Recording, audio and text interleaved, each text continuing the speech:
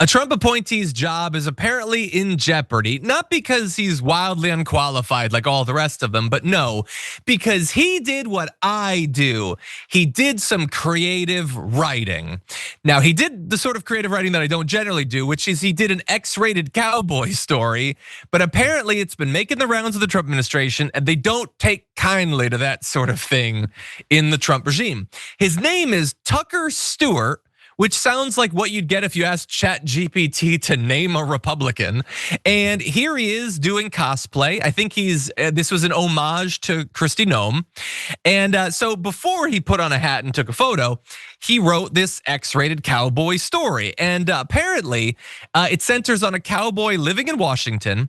He chose to share it with fellow Hill staffers while serving as a senior advisor to GOP Senator Roger Marshall, the role that he held before he became top Capitol Hill liaison for Agriculture Secretary Brooke Rollins. So before we get into some of what's in the story, he chose to share it. An X-rated, like, I don't even share my non-X-rated stories.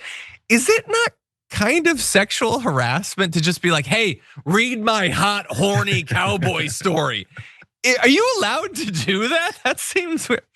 Brokeback Capitol Hill, Drenched Wildfire says that's funny. So what do we know about this?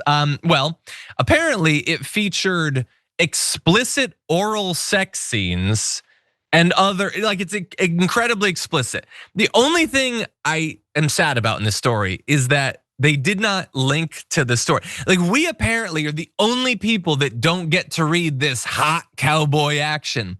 Not only did the aides get it, trade groups, USDA offices, lobbyists, officials in other federal departments, this thing has been read more times than, I don't know, 50 Shades of Grey, apparently. It is all over the place. Somebody's gotta leak this. Somebody's got to leak it eventually. If not, I will use AI to generate it. But I do have to admit, and let me know if anybody in the chat had the same thing happen, or if you had this happen, JR. I just assumed it's two guys. Like, there's nothing in the reporting that indicates that it's a gay cowboy story. I just now, when I think of cowboy romances, because of Brokeback Mountain, I just assume it's two men. But I guess it doesn't have to be. Yeah, I don't know why. I think maybe because of Brokeback that you assumed it. I didn't assume. Yeah, which was a great movie, by the way. Yeah, I've seen it. Well, man, it's been like a long time. That's an old movie now, isn't it? No, I didn't, but I think it's only because, if he's gonna start sharing it around, all of the inner circles of MAGA. Actually, you know what? Maybe my assumptions are wrong.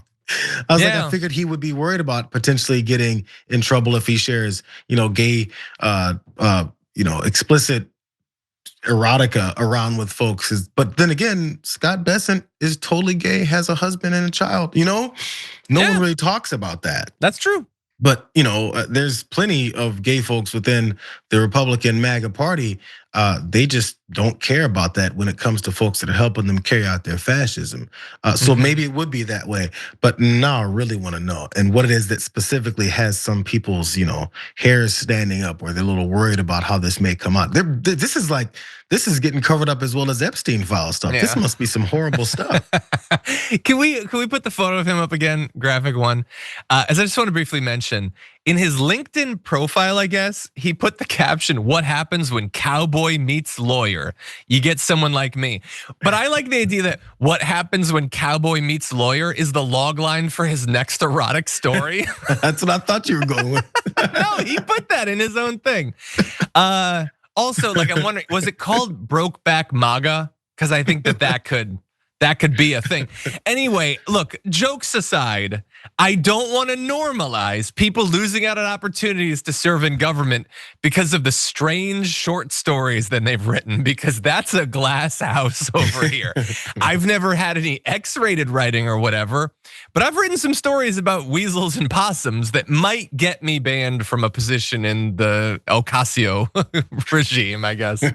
Anyway, okay, well, with that said, we got one more story coming up. We got more than enough to. Oh, did you have another thought on that? I was realizing you said weasels and possums, and I didn't know if that was actually from this writing or if this is something just came off the top of your head. No, it's curious. Totally legit. It's not X-rated.